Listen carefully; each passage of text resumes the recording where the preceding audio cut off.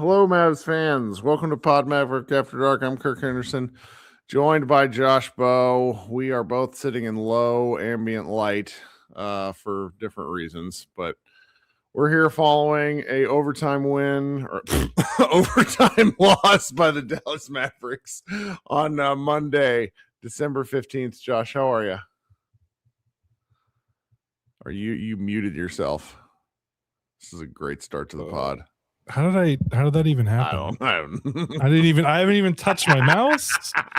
I didn't touch anything. I literally I sitting here with my hands folded since you hit let's go. Yeah, I mean that was certainly a game.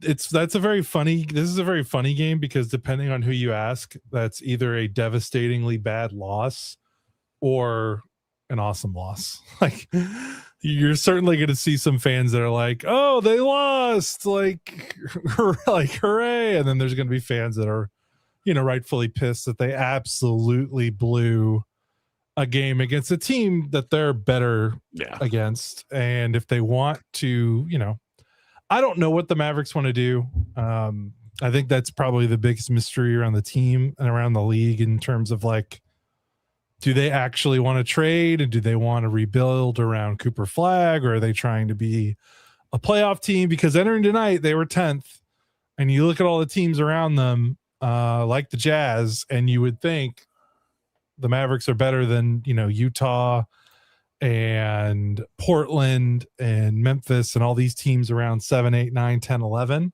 With how the Mavericks have been playing for the last 3 weeks, maybe they turn a corner and this loss hurts, drops them back out of 10th. And I don't know what to say. They blew it. They had it and they blew it in the fourth quarter. So let's pull back a little bit because we've not talked in about a week, and we'll circle back to this game. But the 15th is an interesting day for a variety of reasons. The main one being anybody that was signed, coming out of free agency, is now available to be traded. With the Mavericks can trade anybody on their team except for PJ Washington, who is ineligible to be traded until the calendar year flips over for NBA business, which is not until July. So as a result of that, this is just one of these days where you're the Mavericks losing a winnable game on a trade on a important day in the trade deadline calendar feels symbolic, even if it's ultimately pretty meaningless, because the Mavericks are going to do what the Mavericks are going to do. Christian Clark of The Athletic had this piece where the Maverick, it was an intel piece where based on what he's hearing, but the language that he's getting fed from sources is intentionally cagey. You could, depending on your reading, you could think, okay, the Mavericks are trying to say, hey, the price is going to be high for player X, or you could read it as the Mavericks actually believe that they could win some stuff. Now, I just need to say this before I forget. If the Mavericks are at all concerned what Cooper Flagg thinks about this year by tanking, someone needs to sit him down and have a real conversation with what that means. And also, someone in the Mavericks organization needs to read Tim McMahon's Luka Doncic book. Jesus Christ. If he doesn't like it, I don't care. I don't want them to tank either, mainly because I don't want to watch bad basketball. But, draft pick-wise, they need to recoup all they can because the organization is just in a terrible spot. I mean, if you only watch the Dallas Mavericks and you only see, if you didn't happen to watch that Oklahoma City Spurs game the other night, the Mavericks are just not there. I don't have a lot of interest in being an 8 seed that gets bushwhacked by the Thunder for years. That's not interesting to me.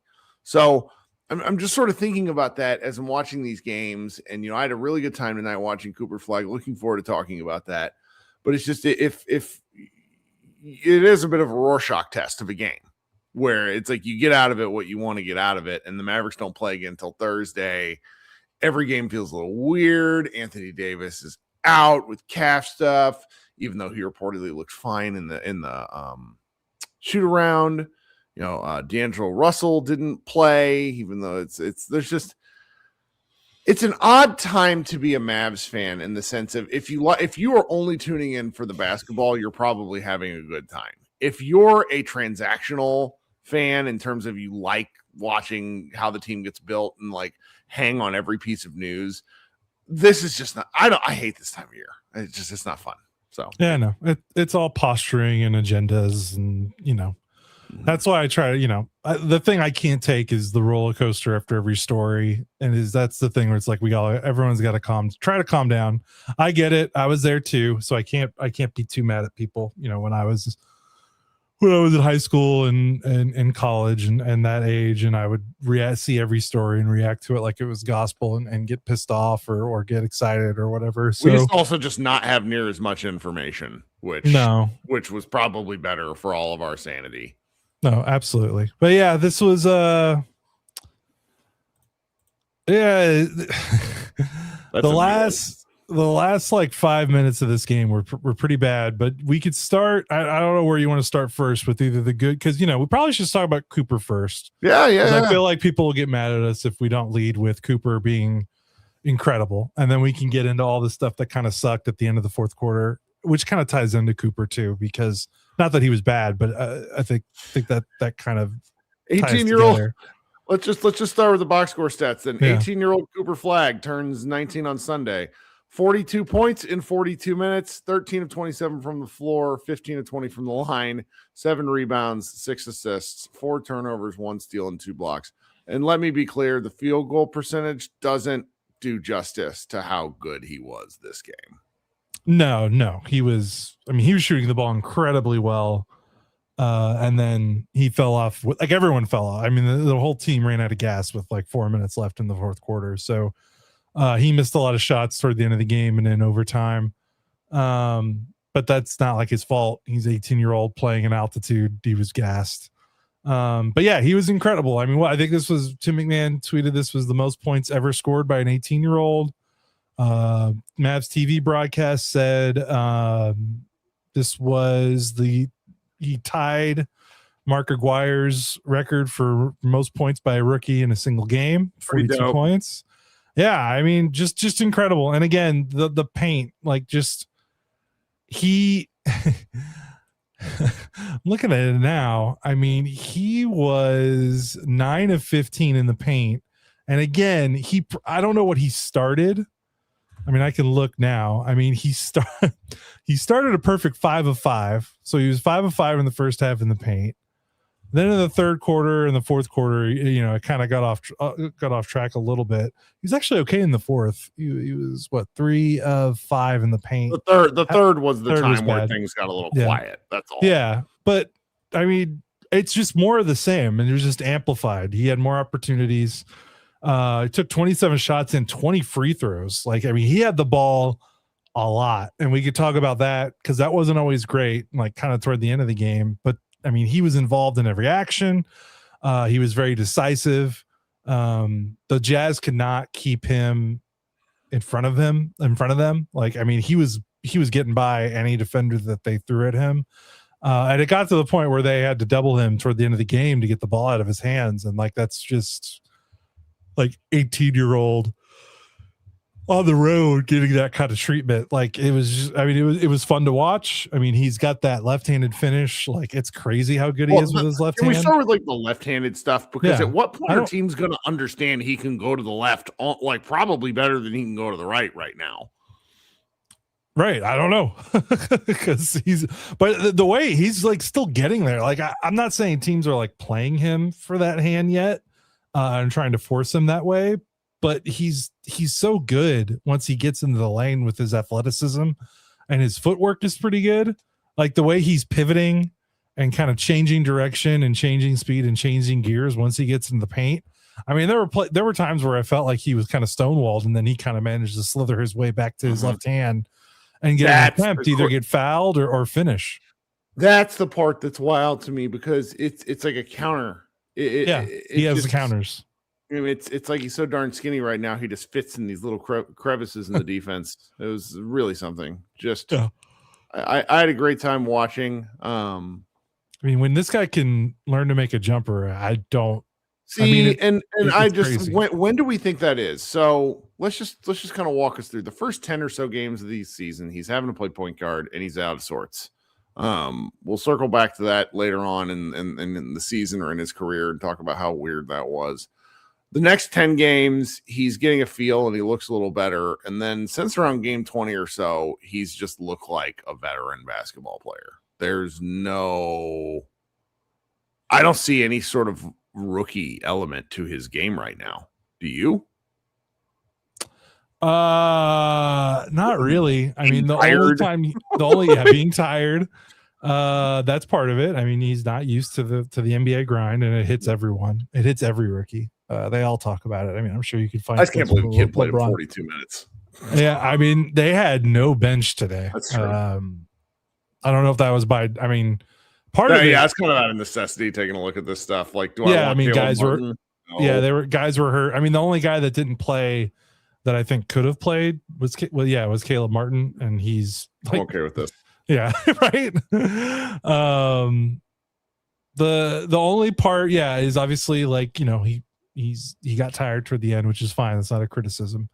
And the other part is, the double team, and then things stalled out toward the end, and that was the first time where it was kind of like, okay, I don't know, and it wasn't even bad because he had 4 turnovers, which is not like amazing, but also considering how much he played 42 minutes and his usage was pretty high this game. I don't have the number of his usage, but it was probably well over 30% in this game. I mean, he had 27 shot attempts and he had 20 free throw attempts. His usage was really high. So 4 turnovers is actually not bad, all things considered, but the late game, I don't know if this is a Cooper thing or a Mavs thing. They didn't have an answer for when he got double teamed, and Cooper didn't have the answer. I'm not sure if that's his fault, and the coaching staff certainly didn't have the answer either. And that was that was the only time the Jazz kind of felt like they neutralized him to some degree. Was late in the game. They were sending late doubles. They were getting creative with the timings of their doubles and when they were doing it. And that was the only time he looked like that. But otherwise, I mean, man, I don't know what to say. He's the real deal. Yeah, and there's a floor raising element to his game too that I think is Ryan Nembhard is benefiting from. The whole team's benefiting from Ryan Nembhard. That's not fair, but yeah, it's just nice seeing a guy playing in the right position. I know from talking to people in the offseason, I think he and his family long term see him as a 3.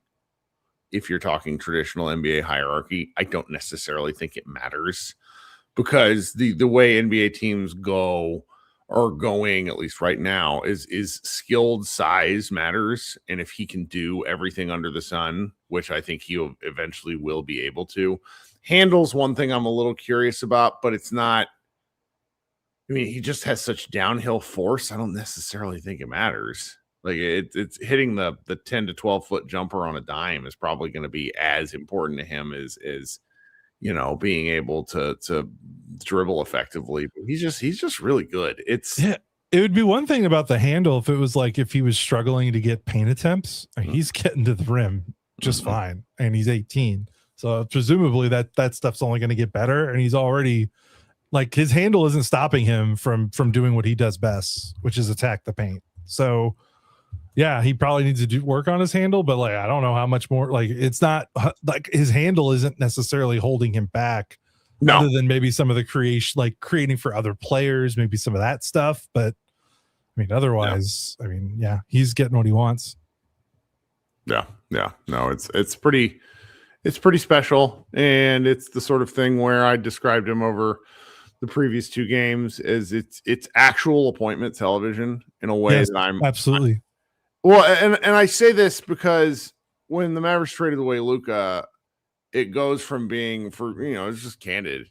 It goes from being something I was looking forward to because I really still found Luka's appointment television. I think by the time Luka was traded, you had kind of seen all you needed to see about the team development. Like there wasn't game to game, the Mavericks weren't playing. Like we weren't learning a lot. They were who they were, and they were either going to try to win a championship that way or this is different because there's things you can take away from every game. And appointment television for Luka was different in that it's like, okay, are we going to see this guy drop 80 points? because it's like that was in the cards. Flagg is appointment television because I don't know what he's capable of. I just don't know what he's capable of. And that's really fun.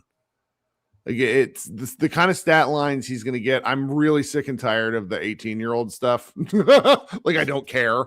Well, you've only got a couple more days of that or whatever it is. Like, I just, it's then it'll be, he's the first 19-year-old to do this. I just, again, I'm just like, I don't care because I got to balance this because I care about him, but I want to know, are we doing it in wins? Yeah.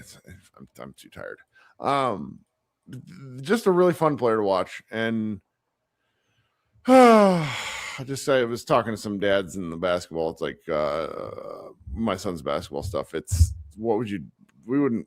I mean, I told one guy, I was like, Josh and I might not have. We might have packed this up by now if they didn't have Cooper. Yeah, no, I think we would have been justified. Either voluntarily or involuntarily. It might have. That's right. Yeah. Absolutely. I mean, all right. Well, speaking of involuntarily, we gotta insert some ads. So we pay the bills. I know we're not, listenership is down. That's normal. It's just the time of year. Mavericks aren't particularly interesting unless you're a hardcore fan. But if you're with us right now, we appreciate you. You can support us by listening to those ads, telling your friends, grow the show here. And you, if you're really interested, there's a direct link in the show notes to where you can, send a little money our way if that's of interest to you. We will be right back after this commercial break.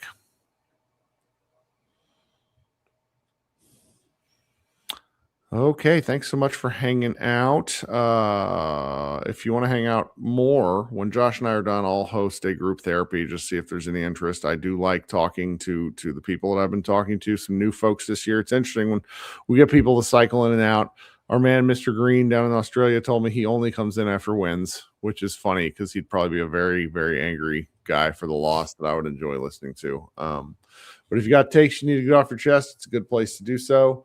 And, this week, the game schedule is a little lighter. The next 2 weeks are going to be kind of funky for Josh and I suspect. I just got that feeling. Like, I was looking at the calendar, and with holidays and stuff, we're obligated to do podcasts. I don't know how many we're going to get during the Christmas break.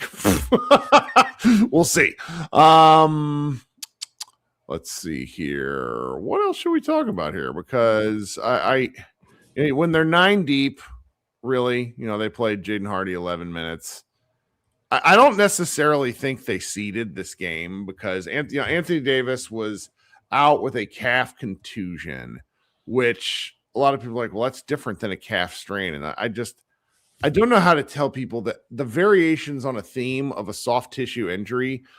I don't like soft tissue injuries. Don't care. It's not that it's better or worse. It concerns me. He was out. Brandon Williams was out. I mean, they had 5 guys listed as out. So the fact that they were able to field a team was of value. Yeah. I had, the Anthony Davis stuff is disappointing because I kind of thought it was more of a load management kind of thing.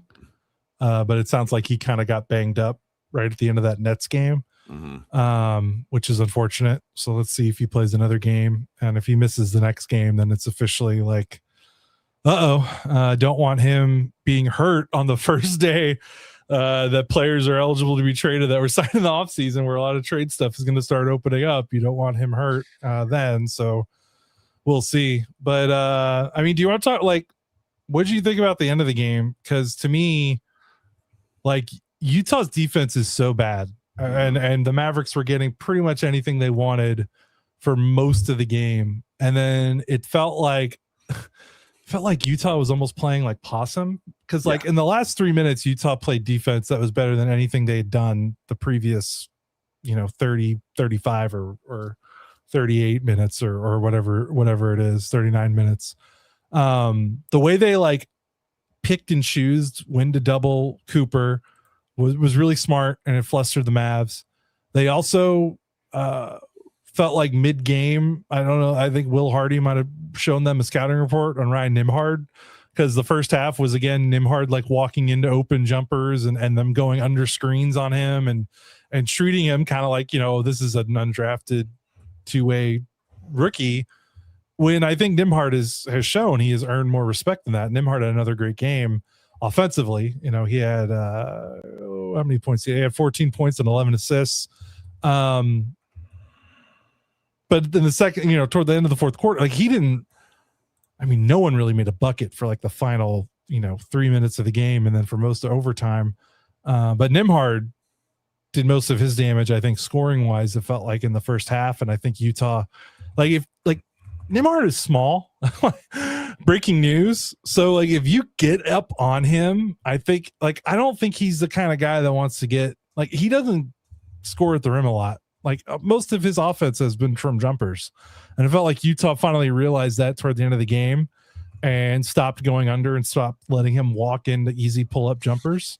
And then the Mavericks offense felt like it didn't really have another gear, and the coaching staff, quite frankly, kind of looked kind of underprepared. I don't know if that's a coaching staff thing or players not executing thing, but they did not look like a team that knew what to do down the stretch in the fourth, other than, oh crap, Cooper, can you bail us out? Once the Jazz started doubling and once they stopped letting Ryan Nembhard kind of walk into easy jumpers and kind of giving him that space.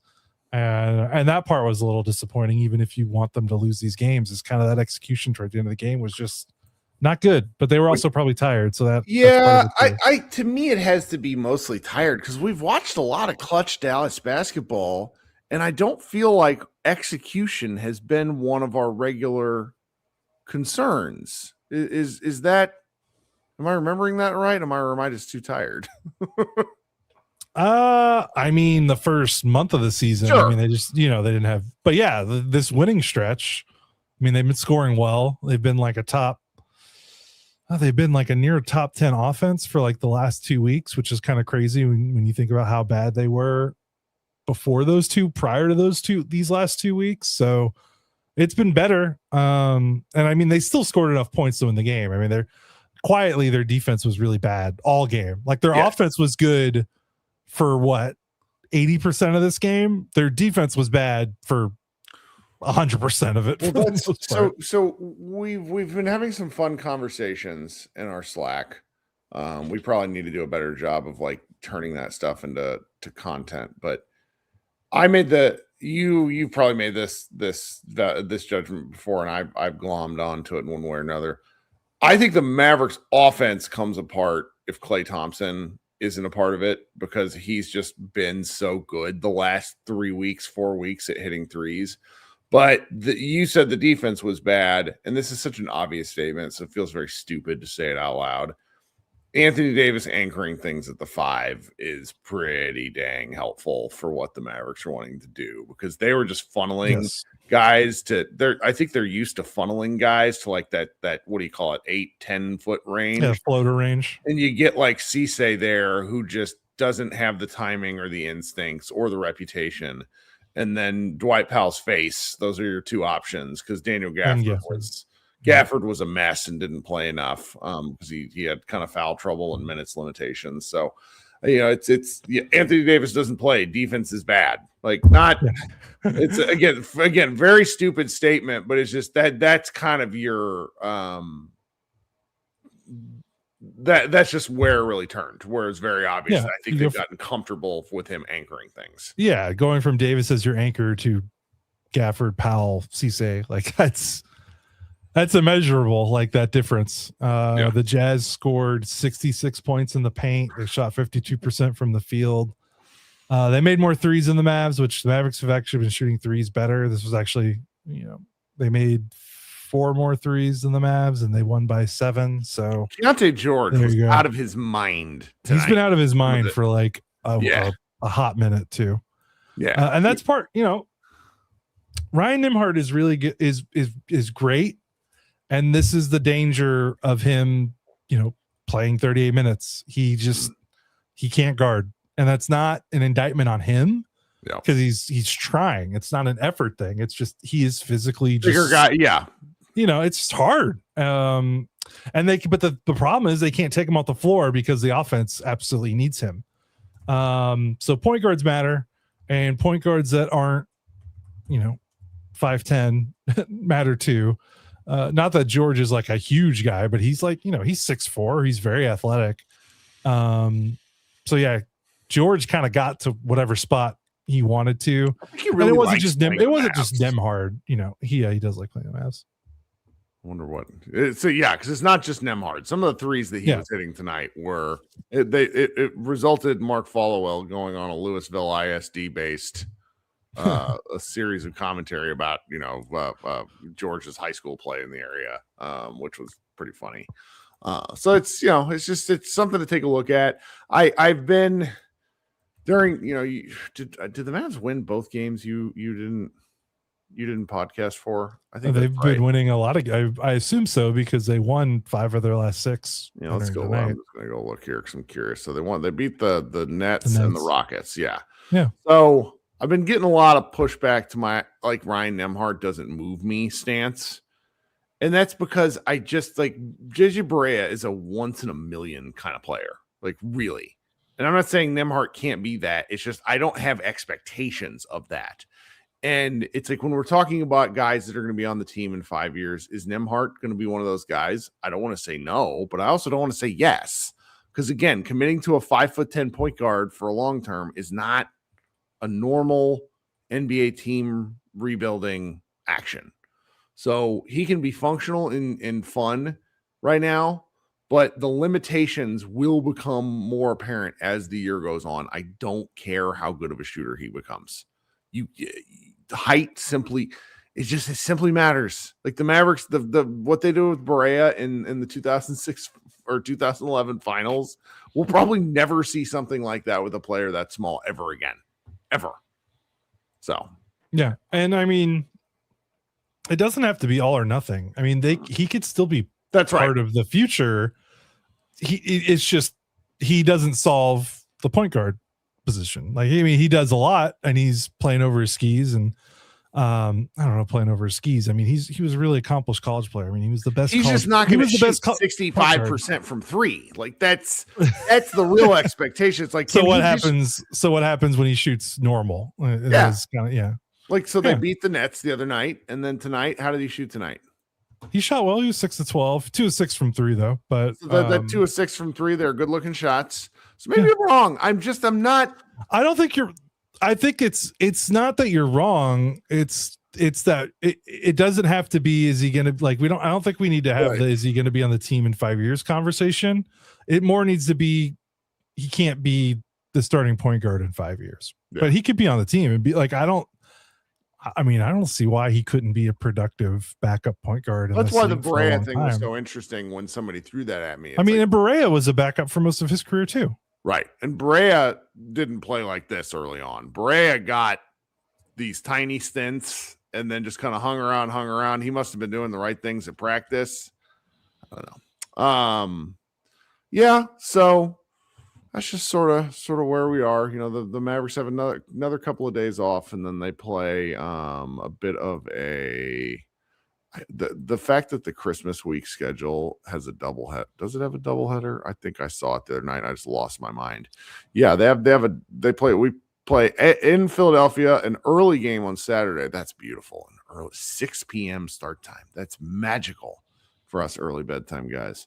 Then they go Monday, Tuesday, New Orleans, Denver, that Christmas Day game, Denver, Saturday day game. Yeah, I don't know what we're going to do with some of this stuff, man. My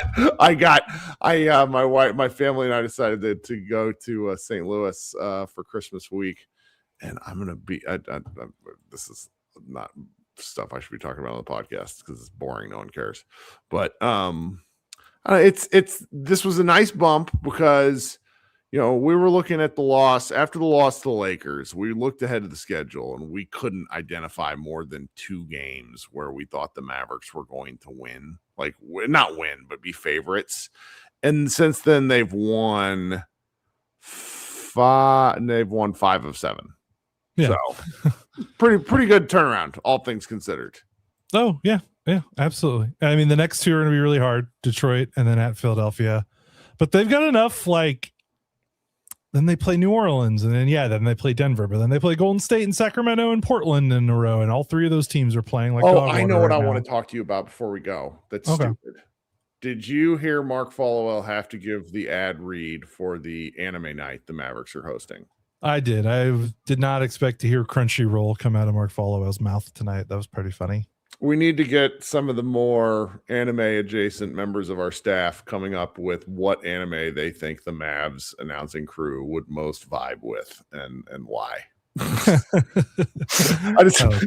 Ron Harper talking about Chainsaw Man as a Chainsaw Man player. I don't. It just these. My wife was like casually listening. You're gonna love this. The Sixers, for some reason, and the Philadelphia Flyers are having a fourth wing night. Do you know what fourth wing is? No. Fourth wing is basically one of these it's not even like it's romantic. Oh, it's like Hunger Games but like dragons and kind of softcore porn. Right, yeah. I've heard about that. So it's really something. And I hit up my Philadelphia 76ers guy and I was like, do you know what fourth wing is? Because you're gonna have to talk about this on the radio. Got some explaining to do. That's right. Anyway, all right, I'm rambling. Let's stick around. I'm gonna stick around for group therapy, see if anybody wants to talk. We'll let you go to bed. Head over to Mavs Moneyball for the recap. Josh, I'll try to get stats after. No, I'll get stats. Oh, you see you're tired. You should go to bed. Nah, I'm just gonna do it. Like, I guess there's some there's probably like 3 numbers you could pick out. Yes, this is if there's a night for me to do a late night stats, this is actually really easy because this was like they are. They are. The numbers for some of these games are boring, but this one has some standout. Not boring. So. Yep. All right. You guys, Rito, head over to Mavs Moneyball when you're actually listening to this and read those pieces. It helps us out. We'll see you guys on Thursday night. Thanks so much, and go Mavs.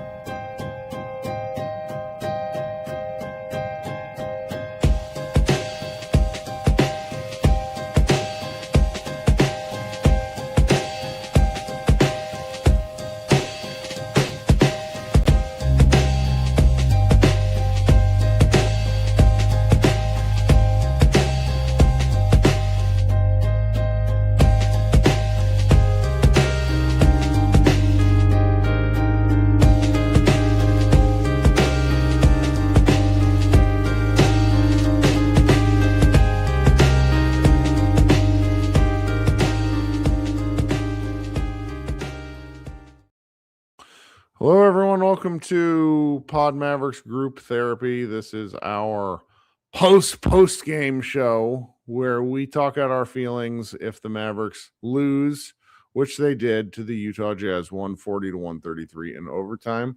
There is a link in the show notes in the YouTube channel if you want to join. Really easy to do by phone, by computer, whatever tickles your fancy. We can hang out in here a little while. Though I will admit I am fading, and God, I look terrible. I forgot to comb my hair before the show, but that's just the way it goes. We're coming up first, friend of the show, Killicam. What's going on tonight, brother? Man, gosh, I'm not gonna be that fan to blame the refs, man. But man, the Utah Jazz were hacking at the end of the game, man. It was crazy. I mean, especially Cooper, man. They were legit fouling Cooper on every possession and never got called in the fourth quarter. Which is funny because, like, the Jazz, I'm looking at the numbers here. It's pretty much there were 79. No, that's rebounds. There were 32. Yeah, the Mavs fouled 26 times. The Jazz fouled 32 times. The Mavericks shot 41 free throws. But you're saying you think it should have been even more than that? Yeah, especially. I get it.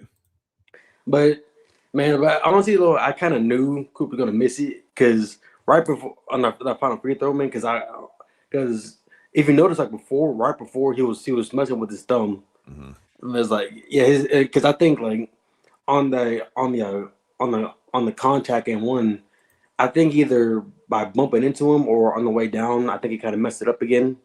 Yeah, and then later, like he like twisted his ankle a little bit, man. So honestly, man, like just sit him at this point for like a game or two, because I mean we're not doing anything this year anyways. Especially since like I just got finished watching the Rockets and Denver game, and even though we beat both those teams, I still don't think with a full healthy. either of those two teams are like full health or fully healthy. I don't think we beat them. So it's like, even with AD, I just, man, this is like this game. Even though it was a great game from Cooper and a pretty good game from Ryan, offensively and defensively, he has some good stops here and there, but his height just kind of limits him. And also, like him still having his rookie strength, like you could tell like he hasn't really hit like an NBA rhythm yet. So those two things kind of limit him. But man, it shouldn't be like when you're down like your best player with like AD or like because like a few weeks ago, the Thunder played Utah without Shea, without Chet, I think, and they beat them by 40. Like you see San Antonio without Wemby still beat the Lakers in the Cup semifinal, and in the Cup quarterfinal, I think, the quarter semifinal. But you see those teams even without their best player, like Chet, like playoff championship level teams, still beat kind of relatively medium, like mid teams with the Lakers or bad teams with the Jazz. They still beat them like pretty handily. And with us, even if you won, we were in a life and death with the Jazz. Well, and one of the things it took a historic night from Coop just to even like make it competitive. Because honestly, like if Coop didn't play this game, we probably would have got blown out. Yeah, well, the one thing to remember against some of the better teams that we beat is I think they're running into issues where they're absolutely not getting their best shot from your Houston Rockets, from your Denver Nuggets. Now, that doesn't take anything away from the fact that the Mavericks won. It just kind of goes to show that anybody can play down. Now, whenever we play another bad team, this was another example, the early New Orleans loss and the let me go back and take a look here. The Washington Wizards loss from the second game of the year. It's just when the Mavericks can't ever play down. And I think that had Anthony Davis played tonight, that changes the tenor of this game quite a bit because he's obviously quite good despite how much. But I'm saying like even without your best player, like championship level teams still beat the team.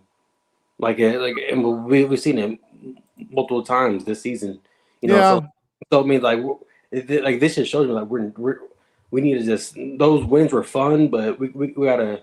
This is like a nice little like reality check, and like we're not a championship level team this year, and that's fine. But I'm saying like we should just tank. But and then trade, even though I like Gaff, man, but I can still tell his ankle's still messing with him. His ankle's not good. Yeah, but I would trade him for anything. PJ, I like him, but man, this was a bad PJ game. Like mental wise, like physically, like he looked pretty good, but mentally, he just looked. PJ kind of. Keep in mind, I really like PJ. But me too, because if we weren't so far back, I would love to keep PJ, man. But he's the only one we can't trade. He's the only one who cannot be traded. But I'm saying in the offseason. Oh, sure. But it's like you want to keep PJ because a player like that's so valuable. But I just feel like we're just so far away from like contending to where it's like you kind of want to get, because I think in this NBA, man, you can get maybe like 2 firsts for him. I wonder, because he's a big wing who can shoot reasonably well. I mean, and it's a great defender. Like, and especially like if he's locked in mentally, he is a borderline like all-star if he's like really locked in mentally. So it's like, man, you can get great value for that. But it's hard because like you want to keep those guys, man, because they're so hard to get, man. There's a reason why everyone wants Herb Jones. Everyone wants him. PJ, like everyone wants these guys because they're so valuable. But we're at the point now where it's like we just got to try to get whatever we can. Because I just don't feel like we're gonna win anything this year. No, they probably aren't. They probably aren't. But I think once they start to trade some of the pieces, and they should Yeah. trade one, things will fall into place, and we'll start to Yeah, see. man, because I really want the Lauri pick this year, man. Because I don't want to be to where it's like we both missed out on the lottery and we lose in the first round. You know, like I don't want to be the Heat, if that makes sense. You know what I'm saying? Like the Heat always make the playoffs, make the play-in team, and then make the playoffs, and then get bounced in the first round. So it's like I don't want to be that team. But I don't want to develop a losing culture either, because I can see, man, like you see with like Washington, kind of even kind of like with Milwaukee, like Milwaukee, they have a losing culture when Giannis isn't there. So it's like I don't want to develop bad habits, but I don't want to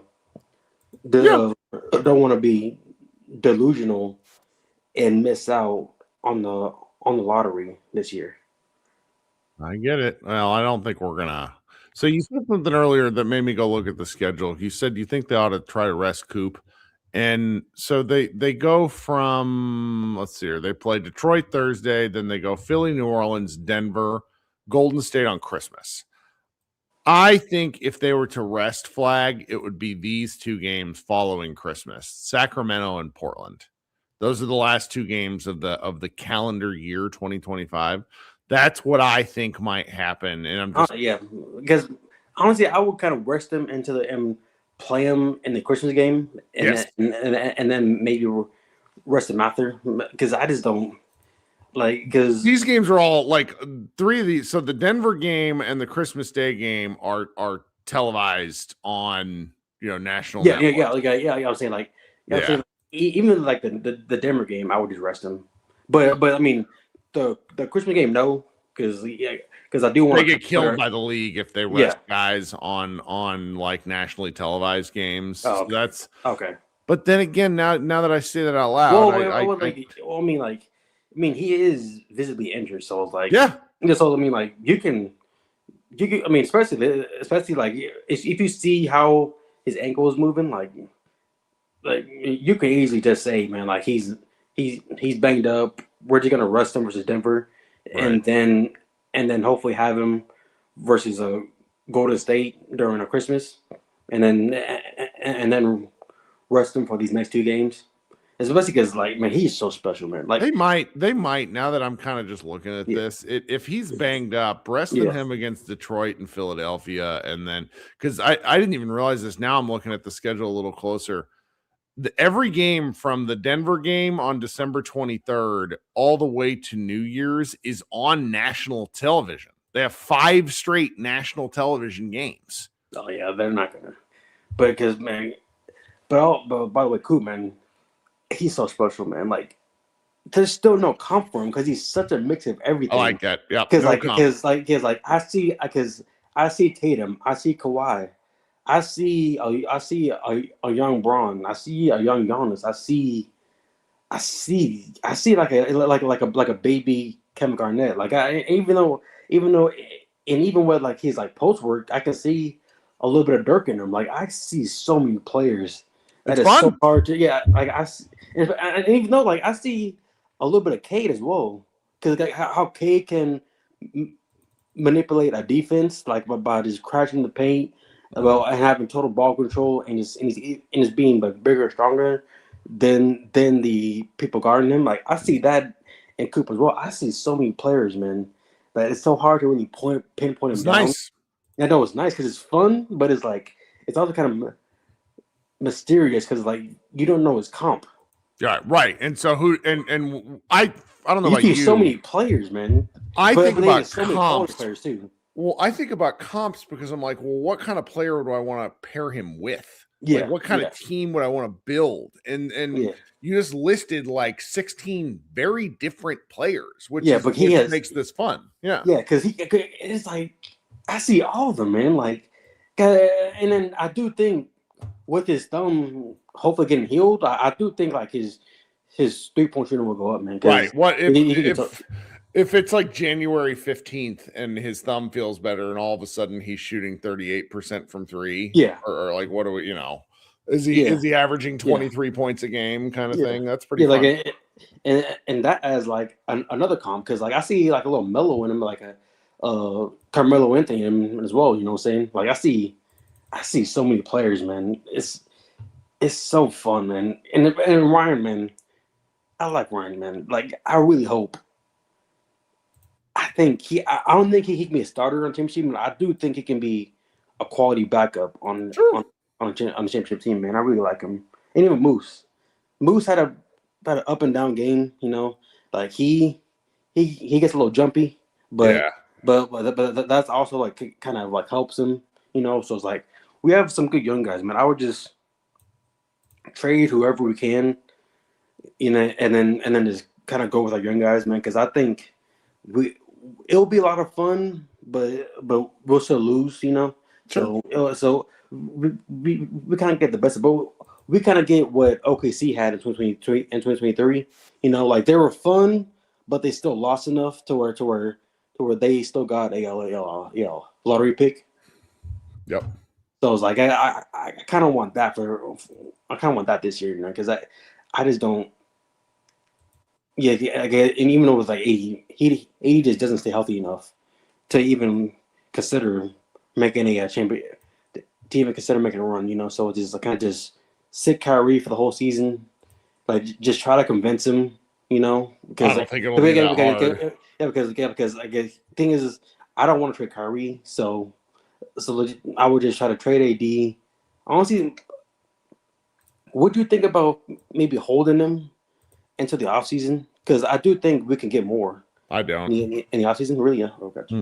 Because he's not to be too disrespectful, but he's a banana left on the countertop too long. Like he's not going to get healthier, and that's not his fault. It's, if anything, his trade value is kind of raising because he's playing the position that he should be playing. I got you. So, but I don't know. I mean, I just think the right kind of deal has to come along. What's been very interesting to me about that, and I got Harold waiting. Harold, thank you for waiting. My bad, Harold. It's fine. This is everybody's chance to talk. It's just a platform, and it's I don't know who's going to be interested in him, and so I do think they won't sell short on him though. I kind of had wondered for a while if they would kind of just be happy with whatever they could get. And now I think they would be willing to carry him into the summer. I just don't want them to. I got you. Yeah, because like I just don't want to just sell him off for cheap. Because when he's healthy and at the 5, man, like that's just not just one first round pick type player. You know what I'm saying? Like, yes. Like I don't just want a bunch of cap filler and one first round pick for him. You know. So yes. Like. If we have to wait until the offseason, I am fine with that because like I know we won't get a king's ransom for him, but I don't want to just get a scraps for him either.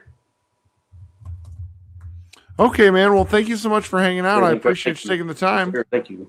All right. Talk soon. All right. Coming up next is Harold. Harold, welcome to the show. How are you? Thanks for waiting. You hear me? I can. You sound good. What's going on? Not much. The only question that I have is, how do you and Josh survive the next 5 years with another rebuild? I mean, I'm not looking forward to a rebuild, but I also, like, when the game comes on, I'm pretty invested in the specific game. But when I think about the long term, it's not super fun because there's just you know, if you're asking if I'm happy if like Jason Kidd would be in charge of the rebuild, like no. But I would be happy if he would play like in his prime, but not. Yeah. I also don't understand why he would want the general manager job. I don't know either. Maybe because he didn't like Nico. It's true. Nico didn't like Luka, and he didn't like Nico. I don't know. Maybe he was, or sorry, I'm native from Germany. I have an accent. I love it. Okay. I think I don't know if he's the right guy. Maybe he is. He is kind of human who wants power and wants Einfluss or to have a say in it, and that's good. But I don't know if how how can you fuck up this so badly in all this time? You know, you have somebody or some teams never have the chance to get to the conference finals, to the finals, and we fucked it up every time. It's I don't know why. Do you have any clue why? Why they decided? Why they decided that the championships or often to the Nash or all of it. I mean, the Luka thing, I don't know if it will ever really make sense. I think that never, because we have ID who it. I can't grasp it. No, sorry. What we're going to understand, this is my opinion. I could be very wrong here, but I think in like 5 or 6 years, or maybe in 18 months or 2 years, somebody will go interview Nico Harrison, and Nico will talk about how he had the particular vision of the team. What's that? He will be employed by the Lakers. I mean, I don't know what, like, I doubt he ever works in basketball again, because the one thing that's become crystal clear, and this is even true from people who were, but is it not like the Kevin Garnett deal a little bit from back in the days? No, but I don't think Nico valued the ability to score off the dribble and play make off the dribble. I really think he undervalued that, because he thought but why did he then keep Kyrie? Because I think he thought he undervalued that. Kyrie, I think he believed Kyrie could handle the position on his own, which goes to tell you how much he didn't understand why the Mavericks were good, because Kyrie worked off of Luka in a very, we had the best backcourt in the league. Just as, what do you call it, simpatico? Oh, the second best. Just such a brilliant way. They were so different as players, and that they connected in the right ways. And to think that Kyrie could do what Luka did and orchestrate a kind of a defense first mentality while protecting Kyrie. But Kyrie can do things that Luka can't do. It's Kyrie is that special sometimes. That's the crazy part. How can you do this? I know. It'll pain me, because I invested a lot of my life in watching that and watching Doncic grow. The same, but can't do it anymore. I'm listening to your show, and also we're also there the whole time, and every time it doesn't make sense. And there must be something. Even Dirk was perplexed, and everybody else. I don't know. And now I love Coop. I wish him all the best, but maybe we had so much luck, and Luka was not traded. Had a calf or ACL tear, same as things. And now we had this year Kyrie, Luka, and Coop. Yeah. Well, we have someone in the chat. No problem. Sorry. No. Someone in the chat says, he said this. He said, Harold, it'll be sometimes there are no good answers. That's what someone in the chat says. Yeah. I think that's right. There are no good answers to this.